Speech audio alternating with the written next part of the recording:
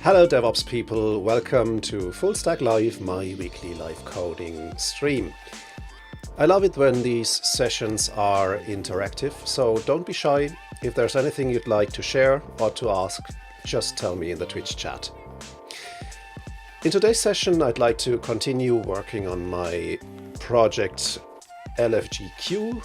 I started this project on Tuesday, and it's a bit of a little side project for me. That I had the idea for this project when I noticed that gaming communities like the World of Warcraft community I participate in often organize group events in advance, and oftentimes this simply happens in chat, for example on a Discord server, where people simply post, I'd like to do a run tonight at 8, and I have the following roles to fill, please message me if you'd like to take part, and then they edit the post as people sign up for the event. And I thought, well, there should be a web application for that, where you can simply create a new event, assign the open slots that people need to fill, and then people can go to the website and say, okay, I'd like to play a healer, or I'd like to play other things. And then the organizer can see who has signed up, and maybe even gets a waiting list or something if people drop out, so they can replace them. That's the general idea behind LFGQ, which simply is short for looking for group queue. And I thought that would be an interesting use case to build a small Ruby on Rails application. So, last week I did the basic setup of the Ruby on Rails application using the suspenders gem, and I've also created my first model and controller. Even though it doesn't show here because I'm back in the master branch. Okay, let's go to branch 1 new event, and now I can see that there is an events controller. Okay, now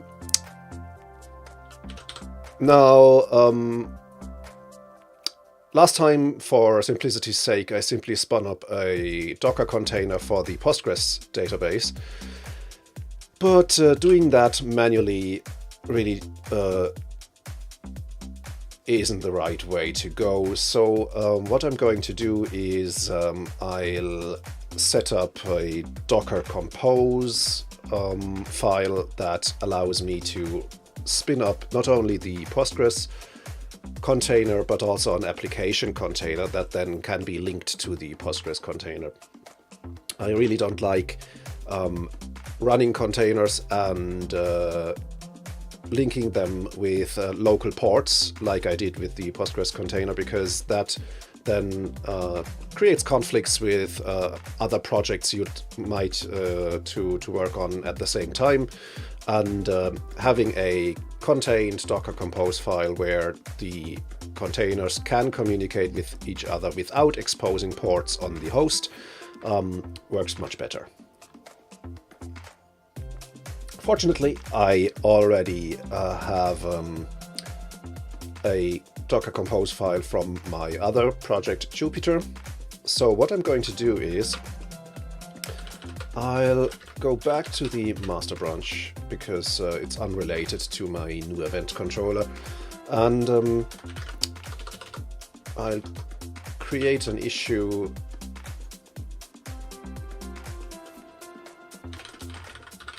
development or testing environment, no, development environment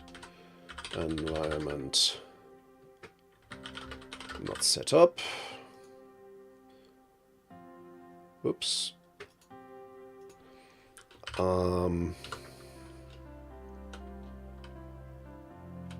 The application development should happen using, or should have the app and all necessary services running in Docker containers. So in order to avoid local conflicts, for example, ports on the host machine. Oh, what label? Well, it's an enhancement, isn't it? Maybe I'll add a testing label as well, but for the time being, enhancement will be fine. So this gives us issue ID number 5. By the way, if you'd like to follow along, the repository gvis/lfgq is public, so you can take a look at things yourself. So let's go ahead and create a new branch with the issue number and a short description, this descriptive title. And then I'll go ahead and copy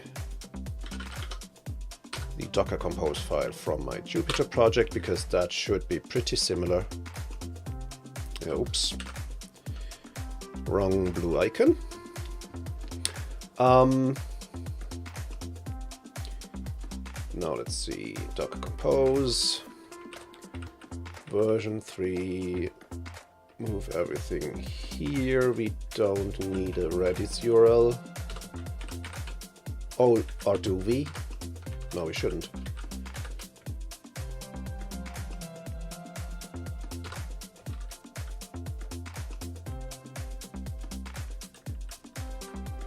Well, there is one exposed port for the application on port 3000, so it's not completely self-contained. I could work without this, but I'd have to look up the current port mapping all the time, and that seems more effort than simply making sure that no projects run at the same time, which is a bit of a contradiction to what I said previously, but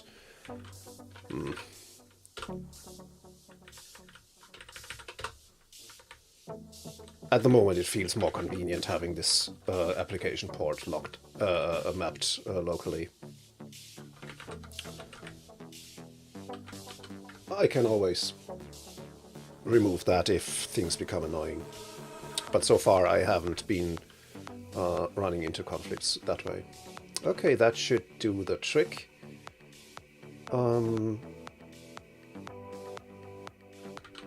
The nice thing about Docker Compose is that it assigns names based on the project directory I'm in. So the container names won't be app and Postgres, they'll rather be something like LFGQ app and LFGQ Postgres, which makes things a lot easier.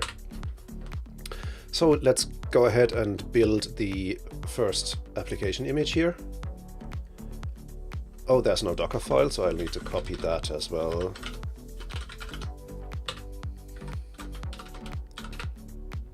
And let's take a look at the Docker file.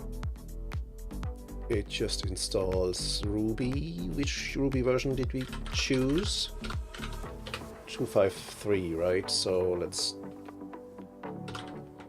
reflect that here, and then we'll simply build a Ruby container based on the Ruby base image. Okay, let's see.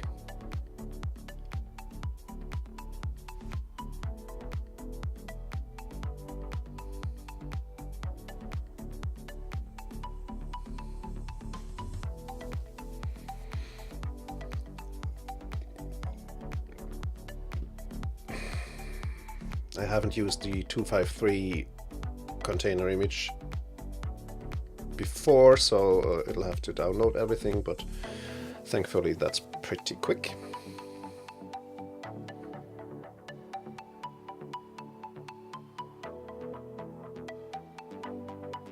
And then it will simply copy my whole application into the Docker container, do a bundle install inside the container, and then add the app directory, and everything else is built into the base image anyway. So it'll automatically spin up a rack-based web server. I think it's going to start Puma, and that should do the trick. What I'd like to check is if I also have a Docker ignore file for Jupyter. So if that's the case, I'd like to copy that as well.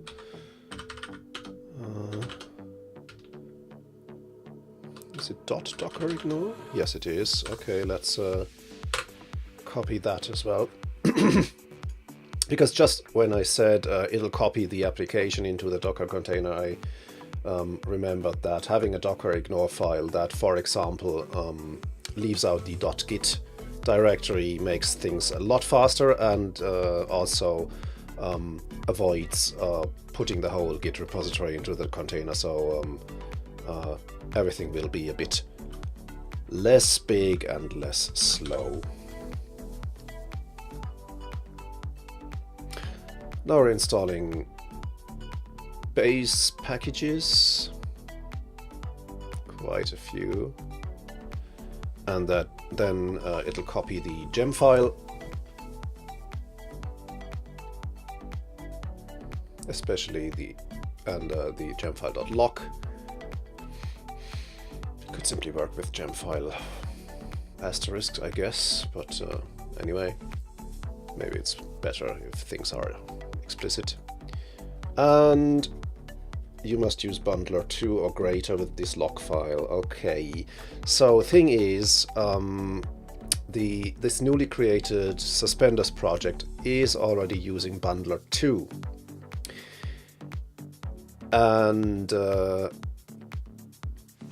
while that's probably a good idea because it avoids technical debt, I already ran into problems deploying this to Heroku because the Heroku build pack still is using bundler 1, and the Ruby image here, the Docker image for Ruby 2.5.3, obviously comes with Docker 1 as well. So I'll probably have to work around this by installing the version 2 of bundler before we run bundle install. So let's do this here. Is there a way that's preferred? It'll just be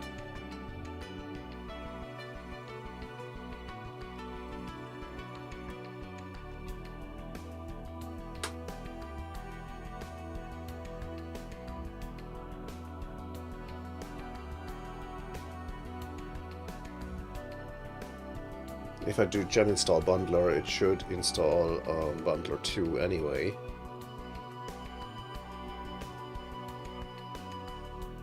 Let's see if that does the trick.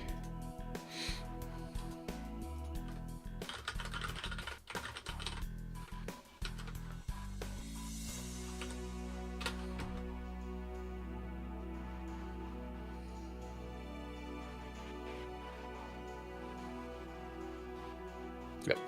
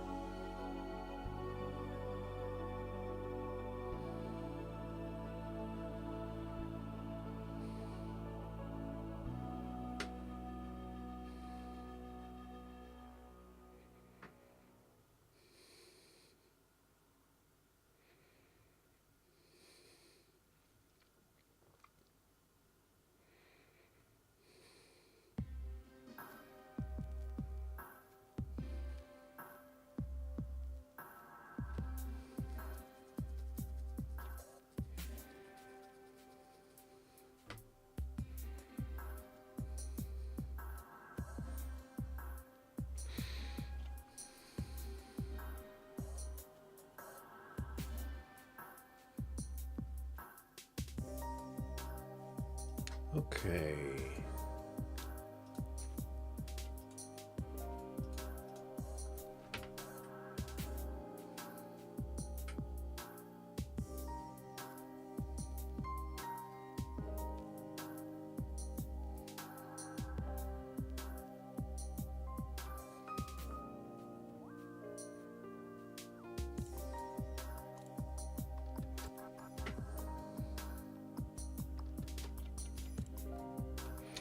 Just had the idea that I could actually write a blog post about setting up a Ruby on Rails development environment with Docker.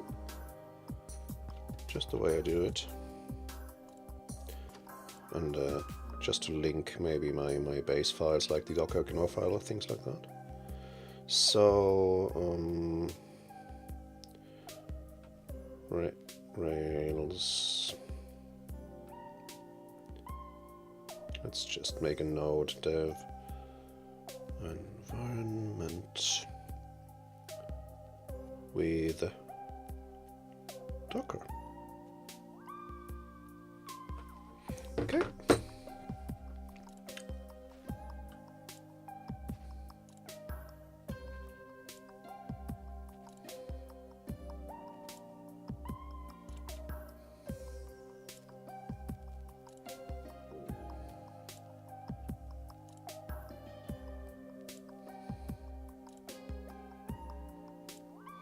Okay, now we have an application, and if I do DC up,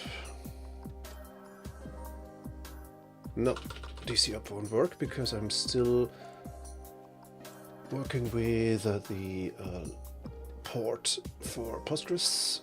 Let's go ahead and check config database YAML, and let's see, how did I do that with Jupyter? Config database YAML. I did just use host Postgres, username Postgres, no password. Okay, yeah, okay. Postgres is the container name. It spins up without a password if you don't provide one, and that's basically it.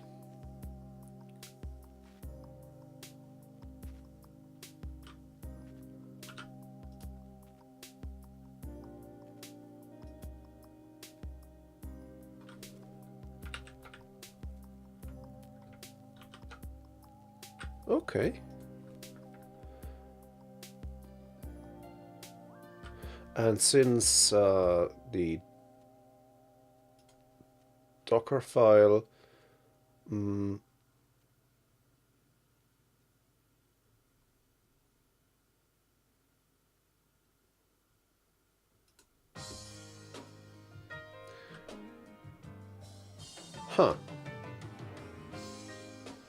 wait.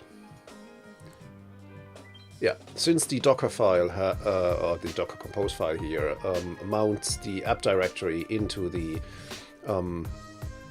application directory into the container, I can work locally like I did just now with changing the database YAML file, and it'll be reflected within the already running container. But I don't even have a running container, so that's not an issue right now. Let's spin the two containers up.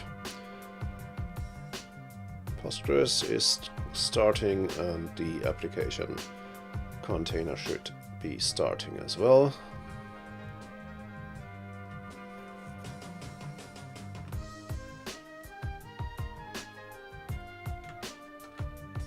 Is the application starting though? Huh. Oh, here we go. Yeah. Yep, it's running on port 3000, which should be mapped to my local. To my machine, so localhost 3000 does in fact reach the application. Okay, and what I have to do now is initialize the database within the app container. So I'll do docker compose exec app rails db create and db migrate.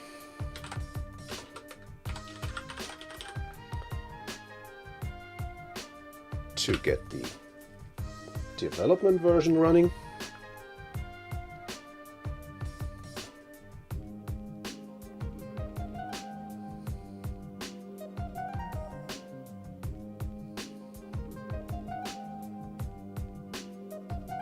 There we go.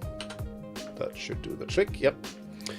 And then we'll do a deep test prepare with Rails and equals test.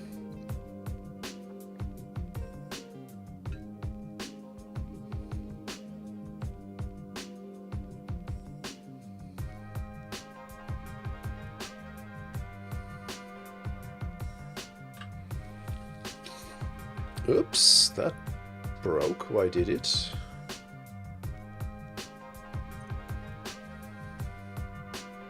Oh, it's DB test prepare. Of course it is.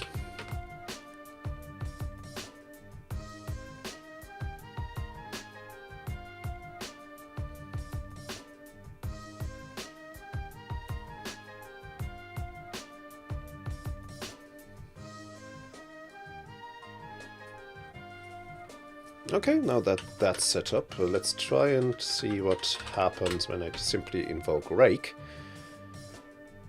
I guess it'll start the test suite. Let's see what the test suite is composed of.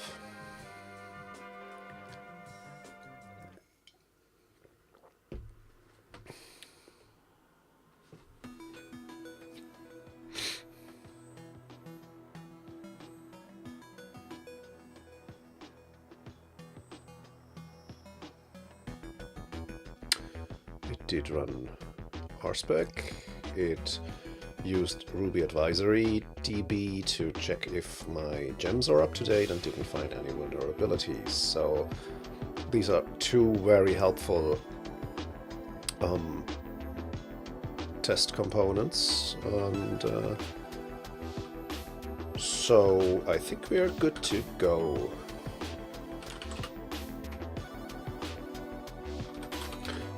Let's go ahead and commit this. Setup Docker dev environment. Resolves number 5.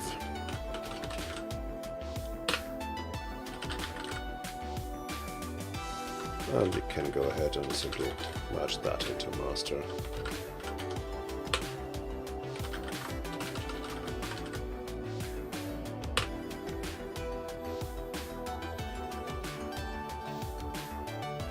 Okay, now let's go back to the actual business logic issue. We can merge in the master branch. So I have all the Docker stuff in here as well. And let's see, so far I'm using a normal Rails controller that is called var/events, and at the moment this will list all the events stored in the database and allow me to create a new event. Later I'd like this to be completely anonymized, so that for example if I enter say a dungeon group, description, let's play, then I won't have the URL events/1, but some obfuscated stuff, or maybe a number of words. I thought maybe I'd like to have something like /orange horse desk tree, and so events are always anonymized and reachable via a random URL. I could also use a SHA-1 hash, but that's very obfuscated, I think. And of course, if I call /events, I don't want to have all the available events here listed. That's just for development purposes. People should only have access to events they know the random URL for. And of course, they are being told the URL after they've created one. All right, so these brackets are, or parentheses are empty because I haven't added any role slots to this event so far. But looking at the issue queue, adding roles to an event, it's more to an event as than for an event, I guess, is a separate issue. So basically, I think this user story,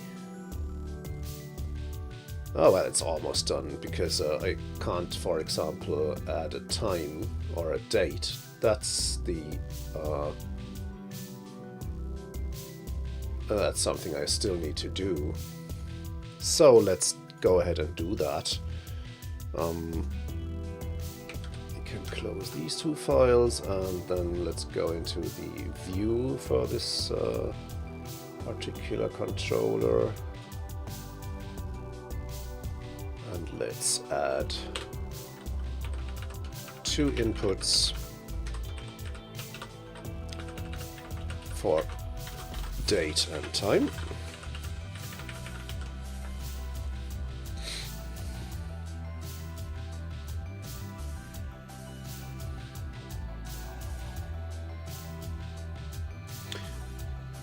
I just realized that I'm not actually doing test-driven development here. And I wonder if I should do that. Yeah, I think I should do that, given that I just recently wrote a blog post about test-driven development where I praised its advantages, and now I'm sitting here and publicly not practicing it.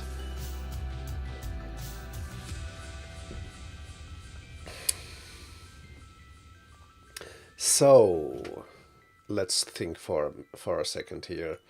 I could, of course, create an integration test that calls the page and makes sure if I fill in stuff, it'll all be stored, which is, for example, not perfectly straightforward because I'm at least here I'm entering 2 different values that then will be combined in the database as a datetime field. And of course, sooner than later, I should replace 2 input fields with a date picker and a time dial or something like that, but it'll still be 2 different values that should be combined. Let me think. I think yeah, let's see if this works at least. It does not, because event doesn't have a date, and so this will require me to make these form fields independent from the database, and I wonder if I want that. I think I'd rather change the database to have separate date and time fields. So let's go ahead and do this. You can go ahead and do this locally. I could do it in the Docker container as well. But since we've already installed everything, it might not work because the database isn't available here. So let's go ahead and do everything in the container. dcexec app, Rails generate, migration, separate event time field, or let's add fields to event date. Let's see, how are these types called in active record? Date and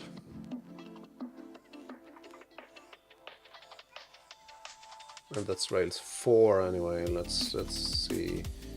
Active record type might be helpful. Date, time.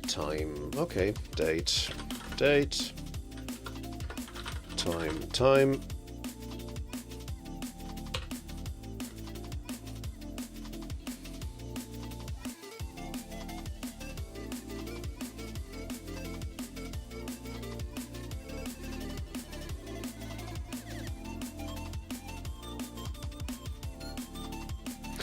And what's our current time field called? We'll have to look in schema.rb. Event has a time already, and that's a date time. Ah, pity. So let's oh,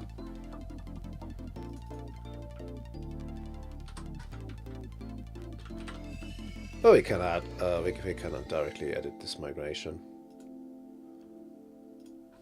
We'll remove column time from the events table, and then add the two different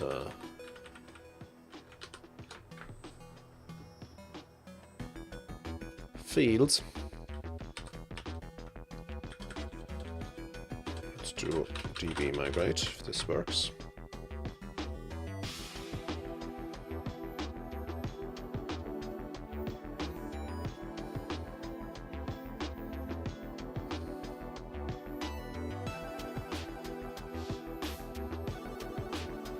It does work.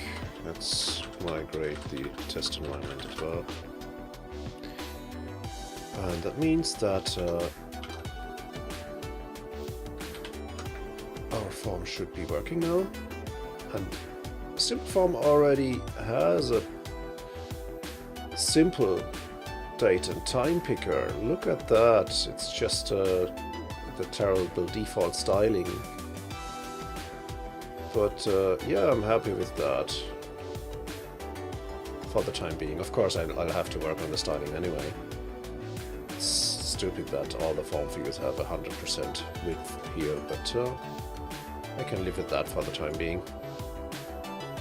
So if I add my 8 p.m. raid tonight at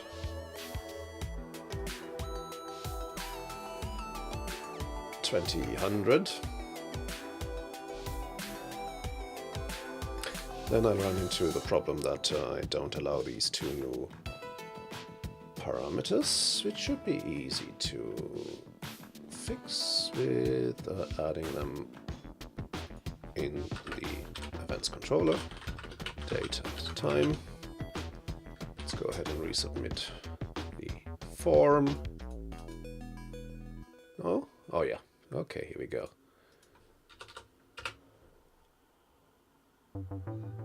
So there's a new event, 8 p.m. raid, and that has been stored in the database. Nice. Okay. Let me think. Is that all for issue number 1? I can add an event. Yeah, I think that's it. Of course, it's terrible from a design and user experience standpoint, but isn't it logic-wise? I think we're good.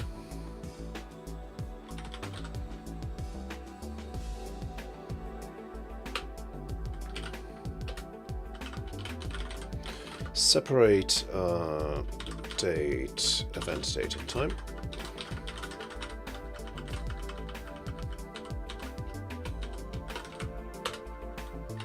So let's see. We have these two things.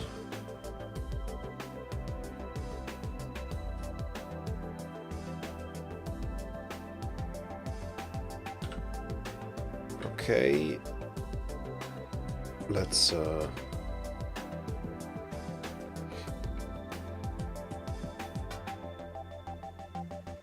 go ahead and write a test, and then we can rebase that and go ahead and merge it. So let's see what is there already. Spec features, but the features directory is empty. We have factories that define an event and an event role. That's nice. Let's go ahead and put the event factory before, and we'll have to change this factory to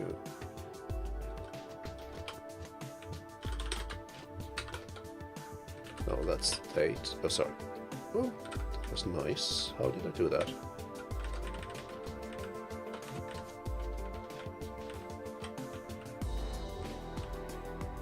Okay, so command control and cursor swapped lines around.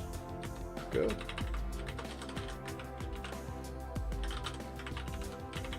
Let's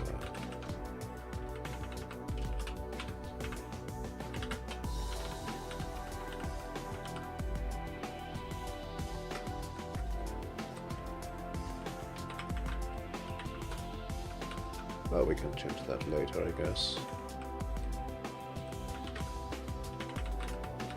Or not. Let's do at least some.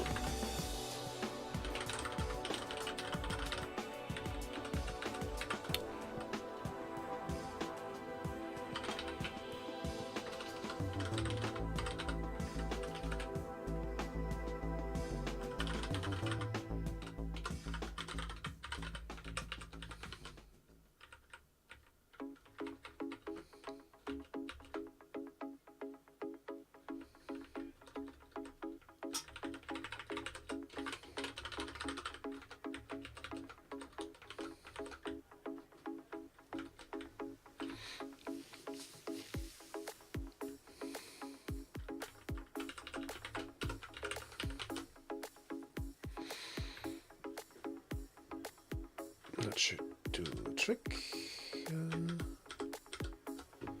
So let's add an integration test.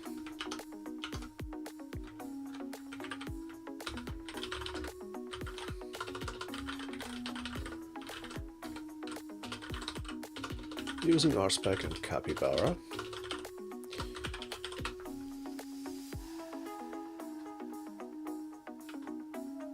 And why not go directly to ThoughtBot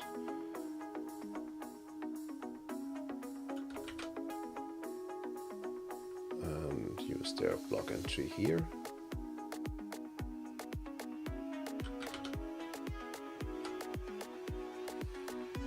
So let's go to spec features.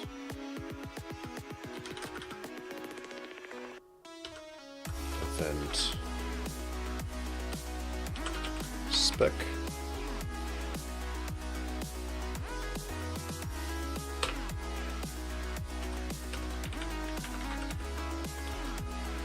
Okay, let's go ahead and first replace all the single quotes with double quotes because that's what I prefer.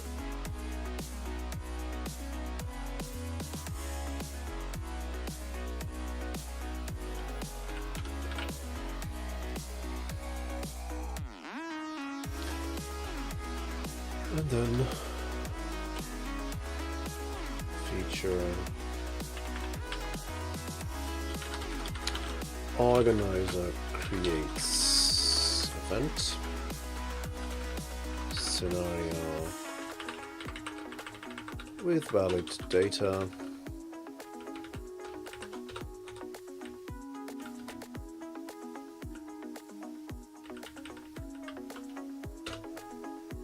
Right.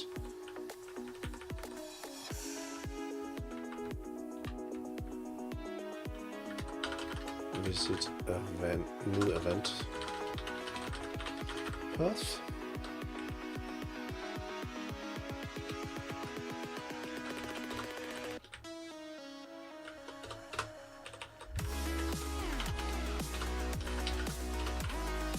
Fill in title with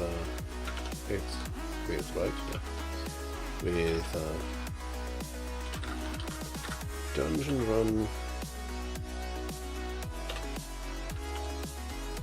and finally we'll click the button submit.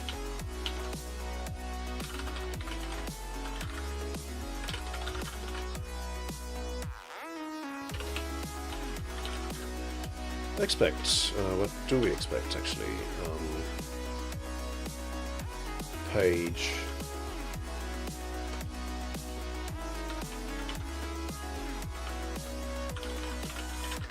to have content. Since we are redirected to the event we just entered, it should contain then dungeon run, should it?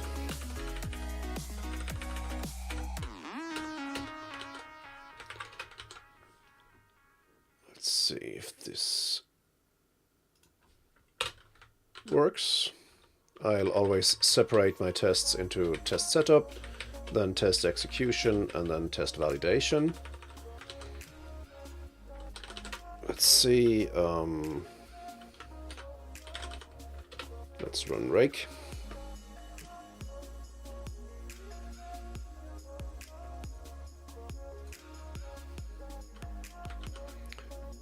What is Visual Studio Code complaining about here? We might have to add a Robocop definition file.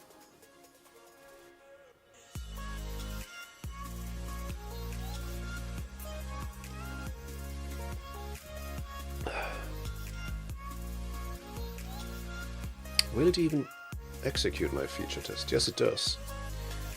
We don't have a submit button. Why don't we have a submit button? It's preposterous. There is a submit button, isn't there?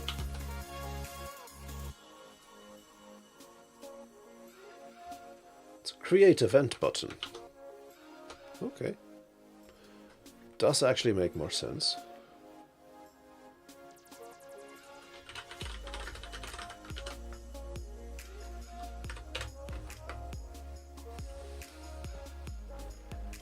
Oh yeah, here we go. A command not found. The Robocop command doesn't exist yet. That's because Robocop is not included in the gem file for development.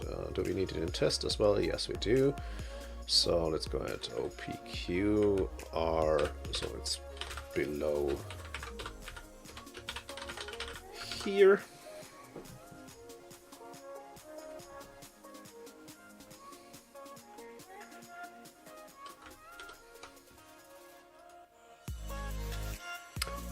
It does not find a create event button as well.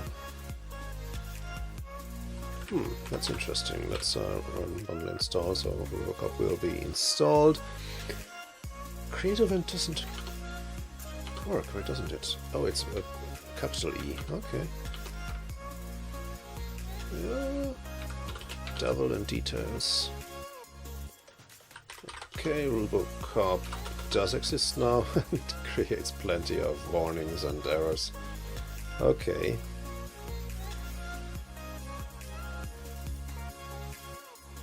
We need a frozen string literal here. Okay, frozen string literal true. Frozen string literal true. And I need my own Robocop configuration because I don't prefer single-quoted strings. Let's see, but let's see first if break test.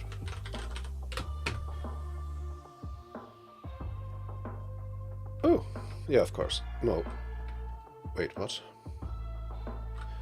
Okay, that's why. Yeah, I need to run bundle install in the container as well.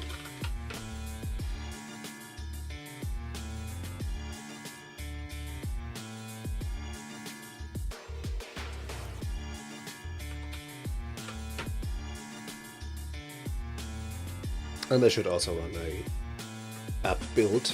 Can run that in the background. TC build, so that the container image contains the newest gems as well.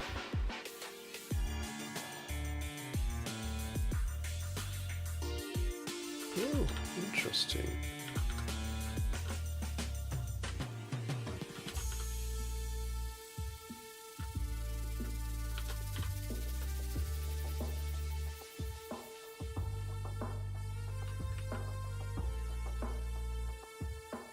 Why doesn't it work anymore?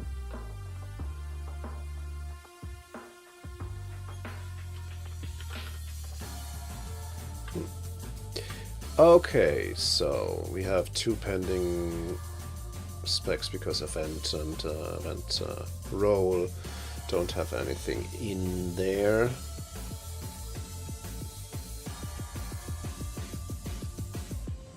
Not sure if they should contain something, but for the time being,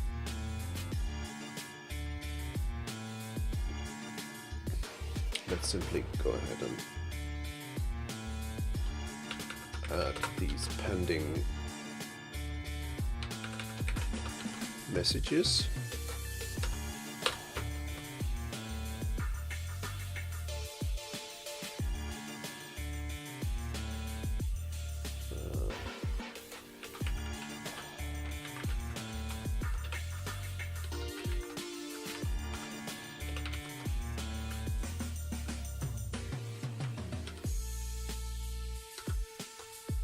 Okay.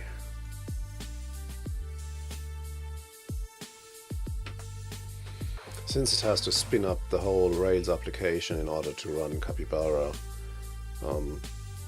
this always takes a bit of time. But I like to see a lot of green here. Okay. We could, of course, add more stuff here. So let's fill in. How are these fields called? Date. It's not as specific as it needs to be.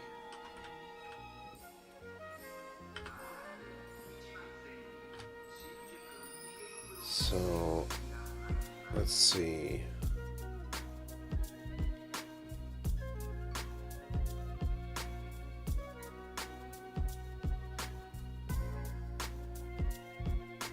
Input date, event date.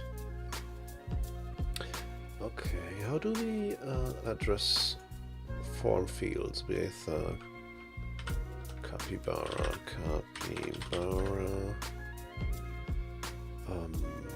element ID.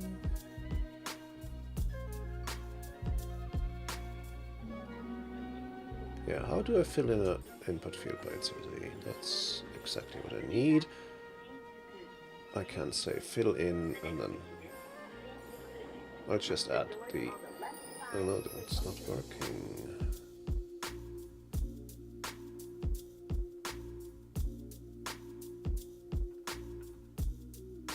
Okay, yeah.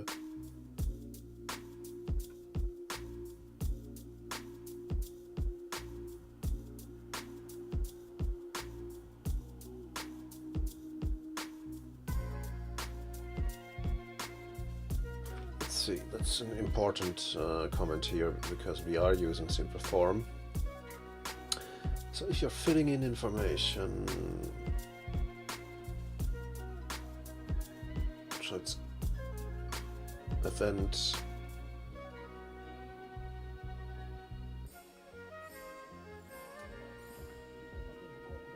event date.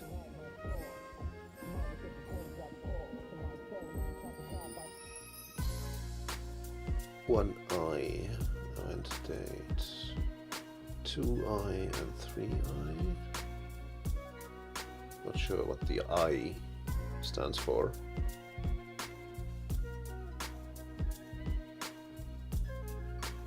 Then we have 4, 2, 3.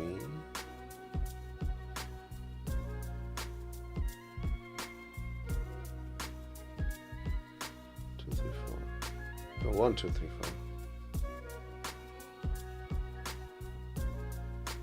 1's the year, 2 is month, and 3 is day.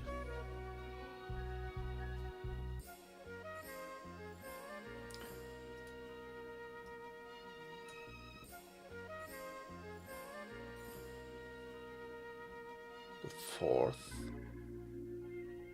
isn't showing, I guess.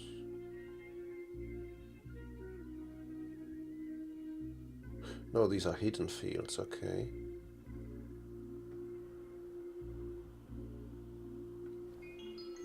Okay, that's a bit strange, but okay, I think we'll get it done.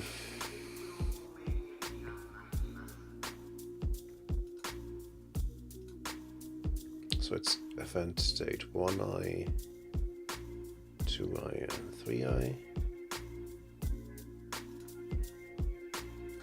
Fill in event date 1I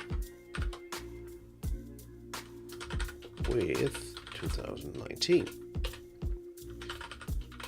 Fill in event date 2I with, let's take today's date. Fill in event date 3I with 31. Missing a double quote here.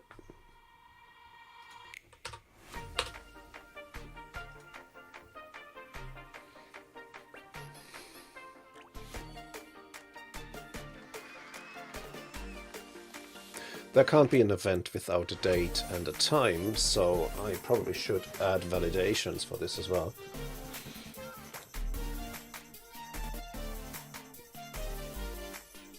I could even add constraints to the database, which I probably should.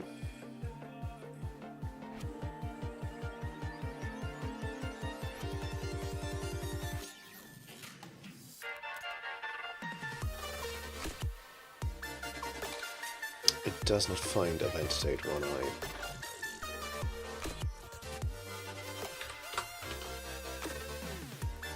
Oh.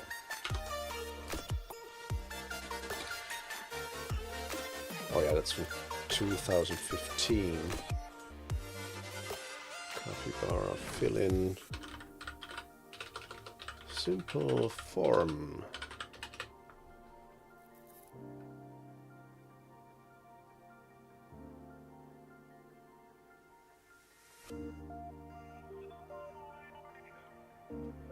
Formulaic, simplify form filling with Capybara. Is that already? Yeah, it's already in there because that's from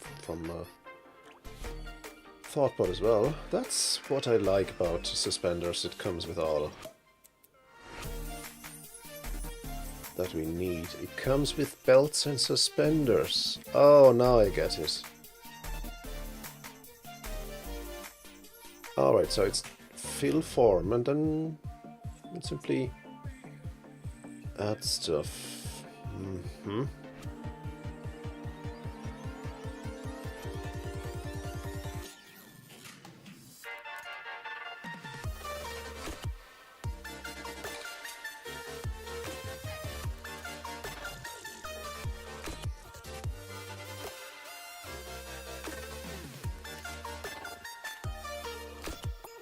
Date.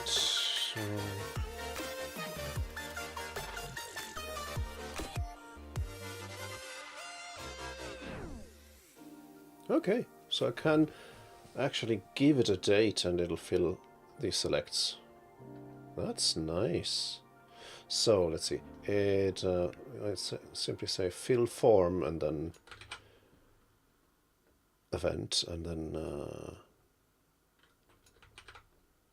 the different fields. Okay, let's try this. I haven't used formulaic before. Fill form, event.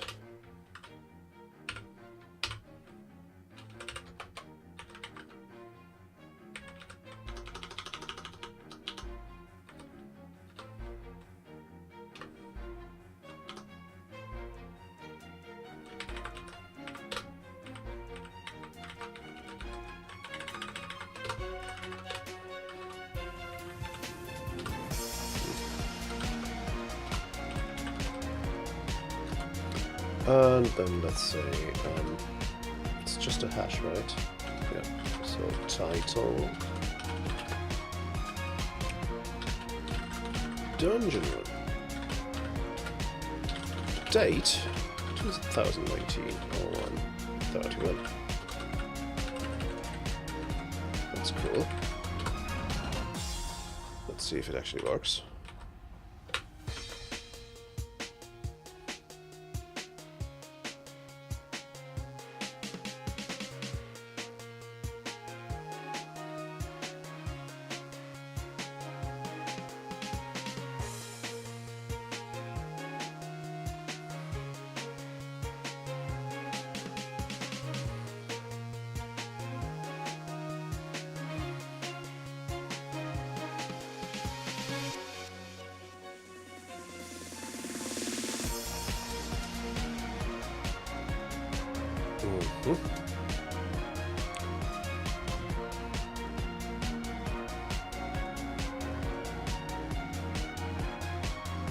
Unable to find option with text matching. Do I have to give it a date input?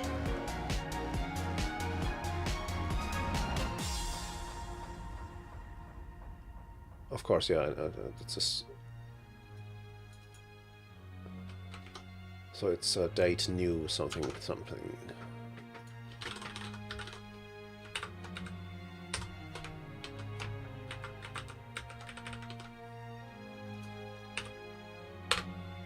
Okay, sorry. While this is running, I'll take a short bio break and I'll be right back.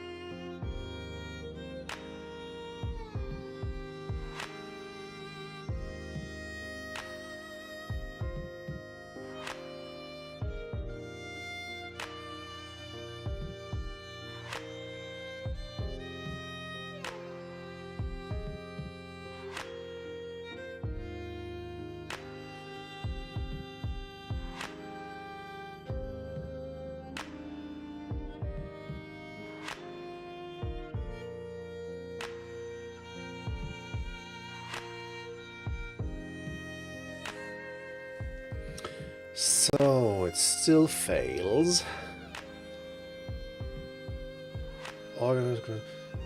Date new. Argument error.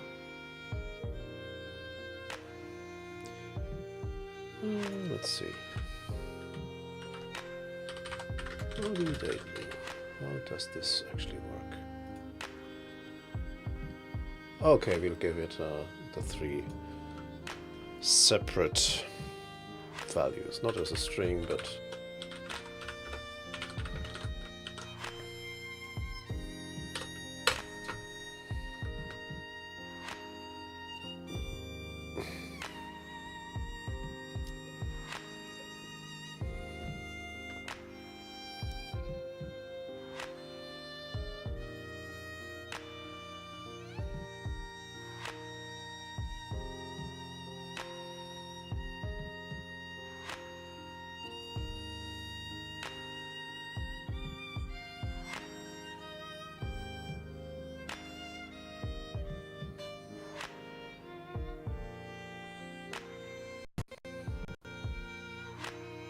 okay, this time it worked. And let's also check these fields. We should have created a new event.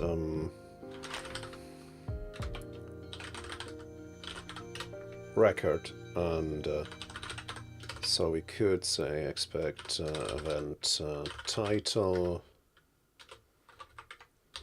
to equal dungeon run. Of course it does, because we've already checked the page content, but anyway, and we should expect event date to equal date new.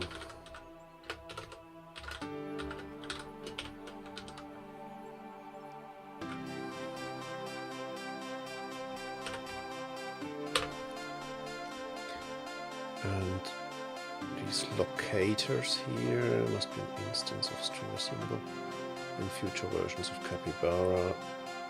I think that's an issue with formulaic. I hope they have that on their radar.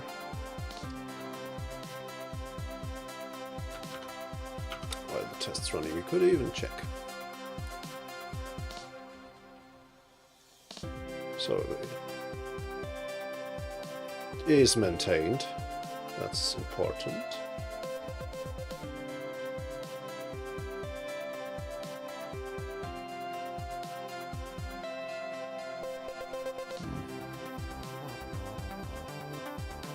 Interestingly, there's no issue for this yet.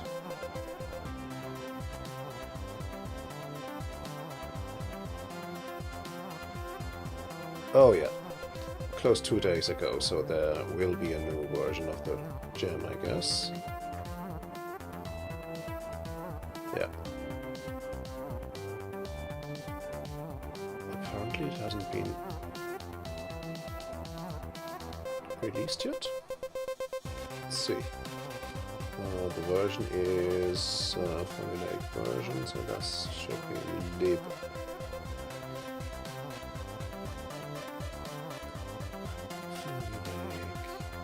Version 041, and our gem file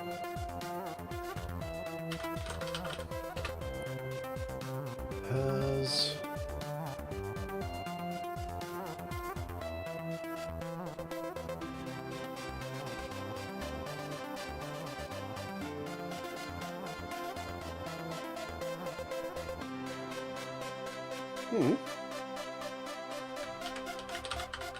oh yeah.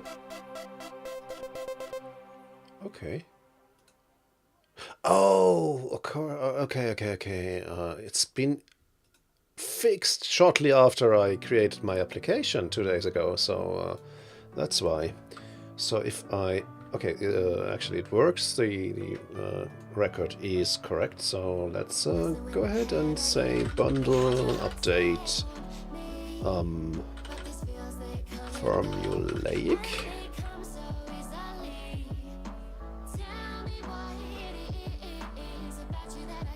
Cool. And let's bundle install in the container as well.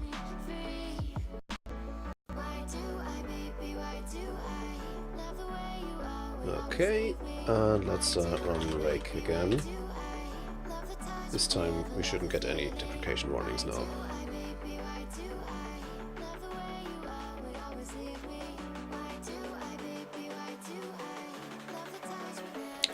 Cool, cool. So let's go ahead and add a time as well. What does Formulaic expect here?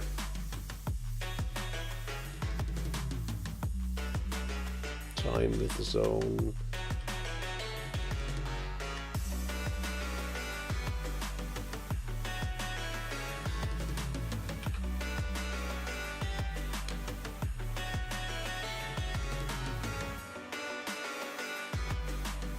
Guess we'll have to use that.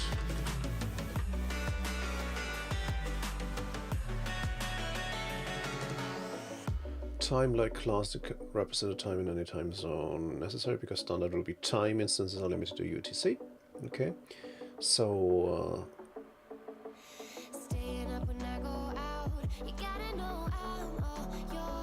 you shouldn't ever need to create a time zone instance directly. Use local force add and now on time zone instances and in time zone on time and daytime instances. So we can simply use time, I guess.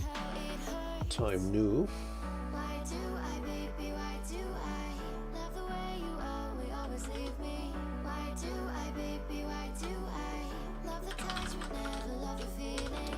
Let's again go ahead and say 20, 0.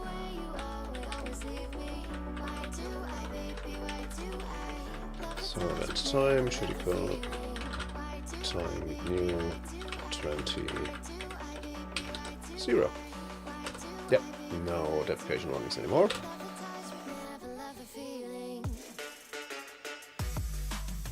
And let's go ahead and add a description as well. Description my next group.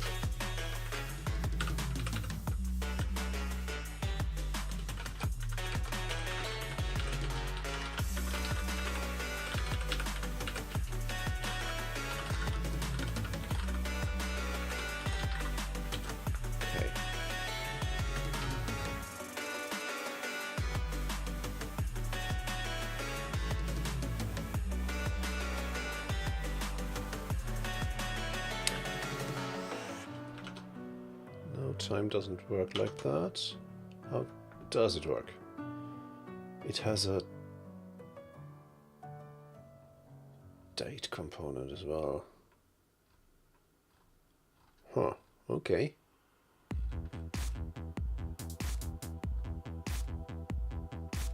So it's basically a date time field.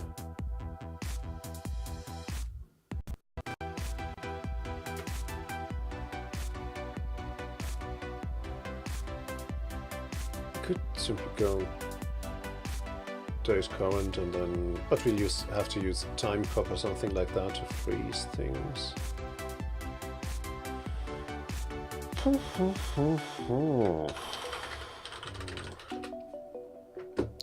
That's a problem with system engineers. I don't do much date and time logic.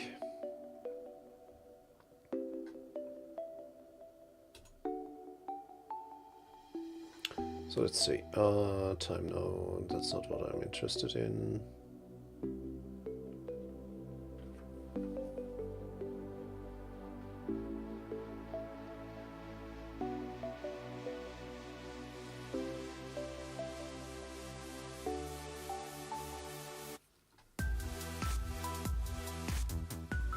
Yeah, we could simply use a variable here and save us a lot of trouble. So let's just say event time equals time now. And then we could simply say date event time and time event time, right?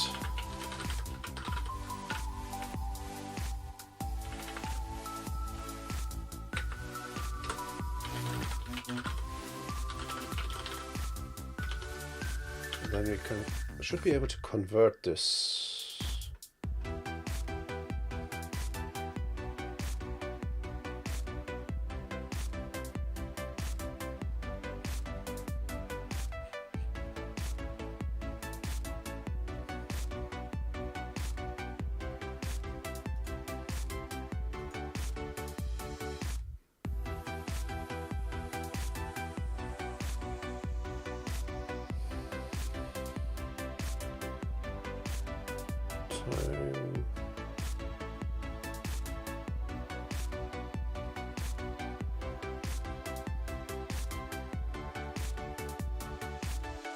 How do we separate the date and the time from things?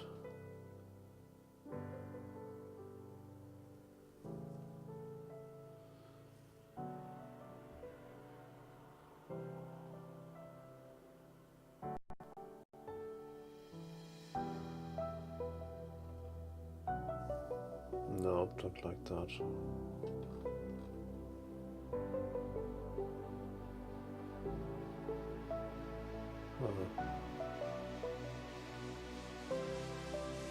Let's see. Movie date type.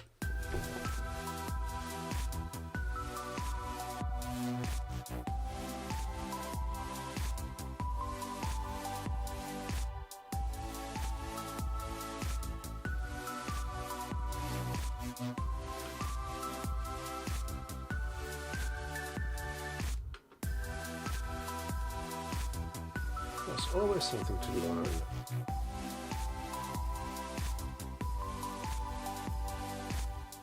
We need a string format. We have to go to date clause. If you put time and date and time, you can make it a time clause. Year, month, day, hour, minute, and so on, so on.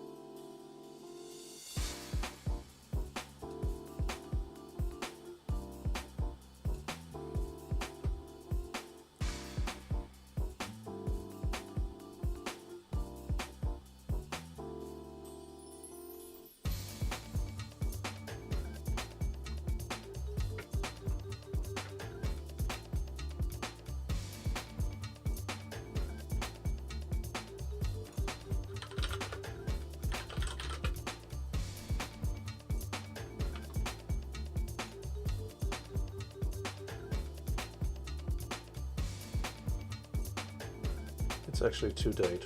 Okay.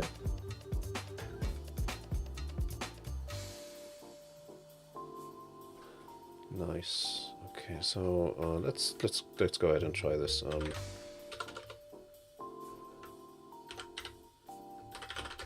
Rails C.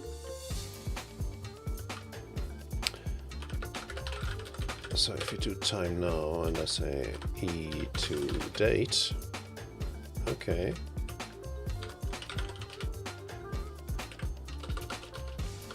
And to time. Awesome. That's exactly what I need. So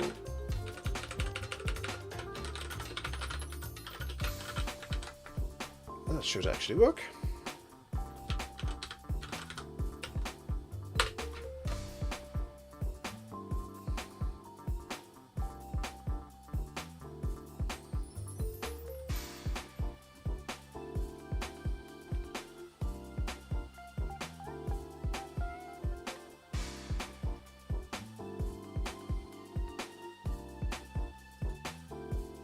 Maybe I'll have to convert event time up here too, but we'll see. We'll see how clever this is.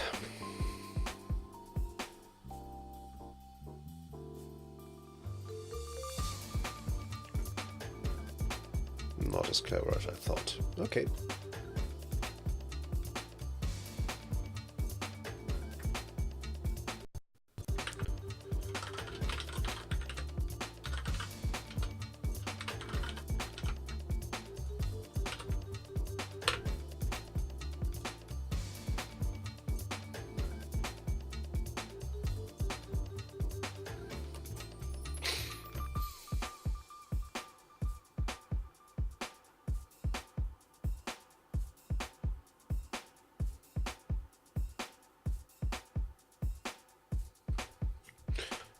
Just realized I could also copy my Rubocop file from Jupyter.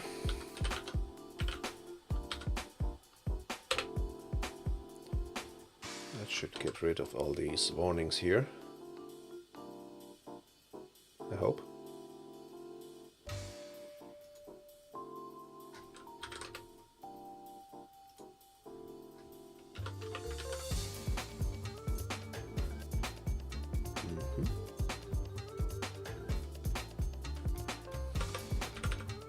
Don't even need a hash here. That's nice.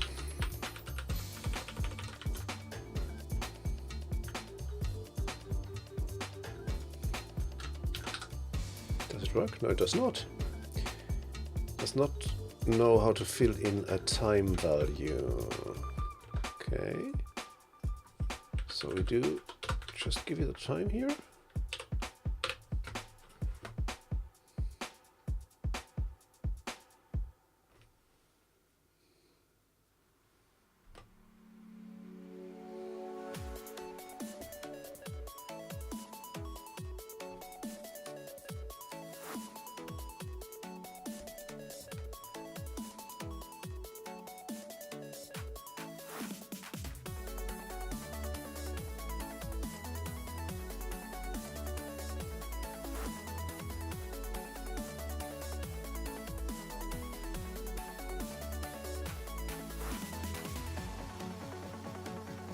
In a time value, so what does Famulaic need here?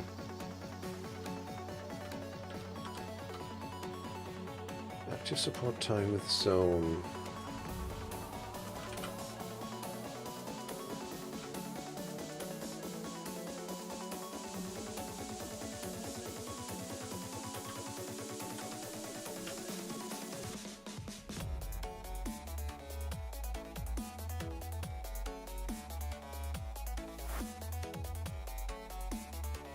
In time zone.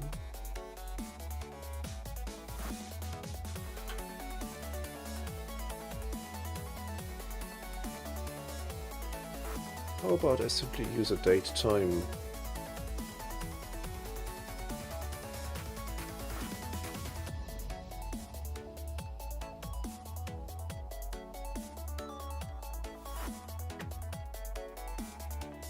Or, yeah, let's just try and use in time zone here.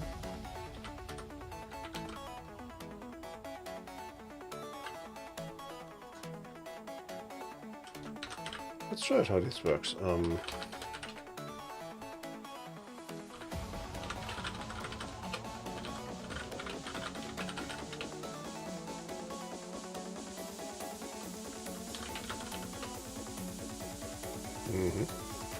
think that should do the trick.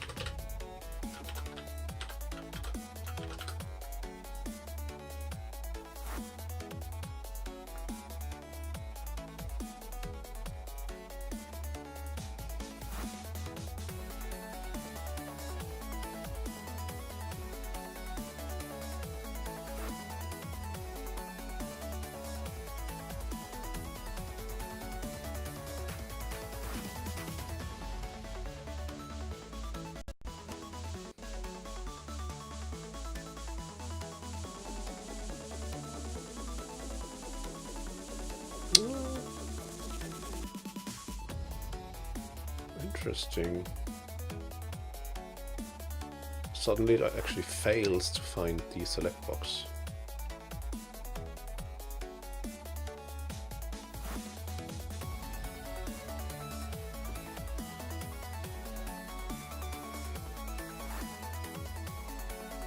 This is very strange.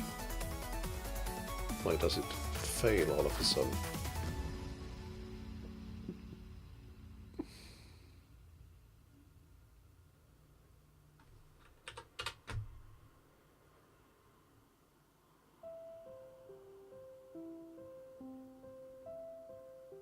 That's very strange. Now that I'm passing in the proper data, it fails filling in the time.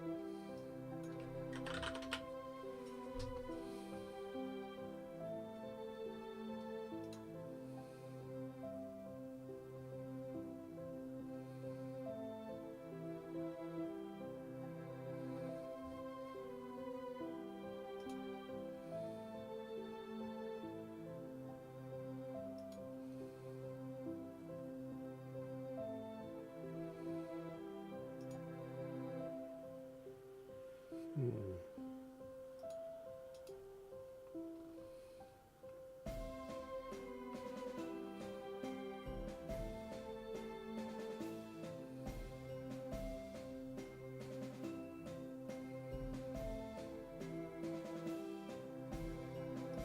I think I know what it does, because it says if I pass in a date or a time with zone, it'll simply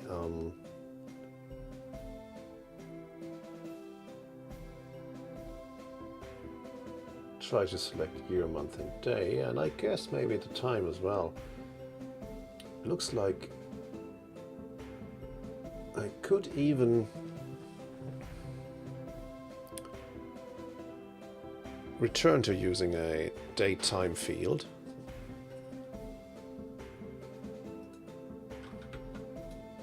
Huh.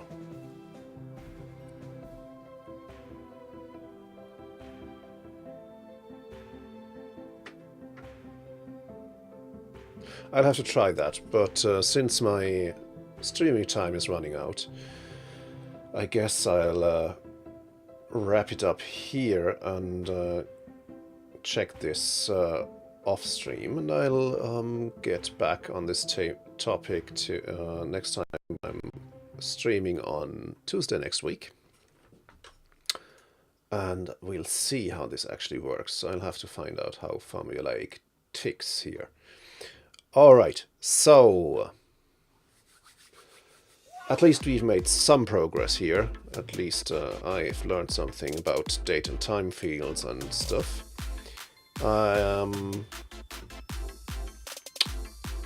Let's take a break here, and I'll see what I can do to fix these things. So that's it for now. I hope you found it interesting. Please hit the follow button and tell your friends and colleagues about my stream. If you have any questions or feedback, feel free to get in touch via Twitter. I'm at FullStackSensei. I'm going to upload a recording of this session to YouTube. You'll find it at youtube.fullstacksensei.com.